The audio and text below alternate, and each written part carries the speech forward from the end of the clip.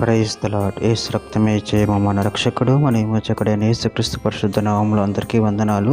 చిన్న ప్రార్థన ద్వారా రాత్రికాల వాక్యదానం చేసుకుందాము. పరిశుద్ధుడ మహాగణుడు అయిన దేవ యేసయ్య, సర్వాధికారినైనా మీకు వేలది వందనములు, కృతజ్ఞత స్తుతి స్తోత్రం చెల్లించుకుంటున్న దేవ రాత్రికాల సమయంలో ప్రభు వాక్యభాగం ధ్యానిస్తుండగా వాక్యభాగం మాకు అర్థమాకు సాయం చేసి మీ కృపలో బలపరిచి మీకు మాదిరిగా మమ్మల్ని నడిపించమని చిన్న ప్రార్థన యేసుక్రీస్తు అతి పరిశుద్ధ నామములో అడిగి వేడుకుంటున్నాను తండ్రి. Amen amen. యోబు గ్రంథం 32వ అధ్యాయం 8వ వచనము. ఆయనను నరులలో ఆత్మ ఒకటి ఉన్నది, సర్వశక్తుడకు దేవుని ఊపిరి వారికి వివేచన కలుగచేయును. ఆమె దేవుడి వాక్యభాగం దీవించును గాక. ప్రభునందు ప్రియులారా, ఇక్కడ వాక్య భాగంలో గమనించినట్లయితే ఆయనను నరులో ఆత్మ ఒకటి ఉన్నది, సర్వశక్తులకు దేవుని ఊపిరి వారికి వివేచన కలుగ చేయును. అదేవిధంగా వాక్య భాగంలో గమనించినట్లయితే సామెత గ్రంథం 2వ అధ్యాయం 6వ వచనంలో యెహోవా జ్ఞానం ఇచ్చేవాడు, యెహోవా వివేచన ఆయన నోటి నుండి వచ్చును. ప్రసంగి గ్రంథం 2వ అధ్యాయం 26వ వచనం ఏలయనగా దేవ దృష్టికి మంచివాడిగా నుండి వానికి దేవుడు జ్ఞానమును తెలివిని ఆనందమును అనుగ్రహించను.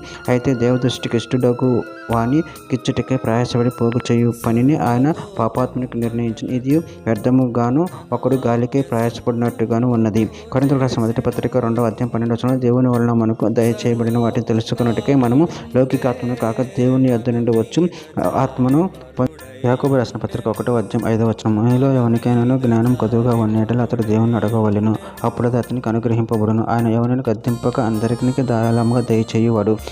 యోబు గ్రంథం 33వ అధ్యాయం 4వ వచనం. దేవుని ఆత్మ నన్ను సృజించిన, సర్వశక్తిని యొక్క శ్వాసం నాకు జీవం ఇచ్చును. యోబు గ్రంథం 36వ అధ్యాయం 3వ వచనం. దూరం నుండి నేను జ్ఞానం తెచ్చుకుందును, నన్ను సృజించిన వానికి నీతిని ఆరోపించేదును.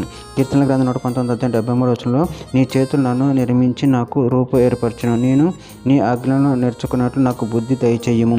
కీర్తనల గ్రంథం 51వ అధ్యాయం 7వ వచనంలో నేను పవిత్రుడగినట్లు ఇసోపుతో నా పాపము పరిహరింపము, హిమము కంటే నేను తెల్లగా ఉన్నట్లు నువ్వు నన్ను కడుగుము. యోబు గ్రంథం 35వ అధ్యాయం 11వ వచనం. భూజంతువుల కంటే మనకు ఎక్కువగా బుద్ధి నేర్పచ్చు, ఆకాశ పక్షుల కంటే మనకు ఎక్కువ జ్ఞానం కలుగ చేయొచ్చు. నిన్ను సృజించిన దేవుడు ఎక్కడున్నాడని అనుకుని వారు లేరు. రాజుల మొదటి గ్రంథం 3వ అధ్యాయం 12వ వచనం. నువ్వు ఇలాగన అడిగినందుకు నీ మనవి ఆలకించుచున్నాను, బుద్ధి వివేకము గల హృదయం నీకు ఇచ్చుచున్నాను. పూర్వీకులు నీ వంటి వాడు ఒక్కడునూ లేడు, ఇక మీదట నీ వంటి వాడు ఒక్కడునూ ఉండడు.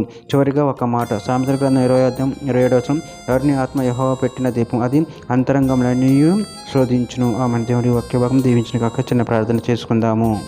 పరిశుద్ధుడు మహాగణుడు అయిన దేవ యేసయ్య, మీరు ఇచ్చిన వాక్యదానం ప్రభావం కృతజ్ఞతలు చెల్లించుకుంటూ మాలో జీవం కలిగి చేసిన దేవుడు మీరే ఉన్నారు ప్రభావం. దాన్ని బట్టి ప్రభు మీ కృతజ్ఞతలు చెల్లించుకుంటూ మీ ప్రేమ కృప కాచి కాపాడమని చిన్న ప్రార్థన చేసిన అడిగి పెట్టుకుంటున్నాను తండ్రి. ఆమేన్.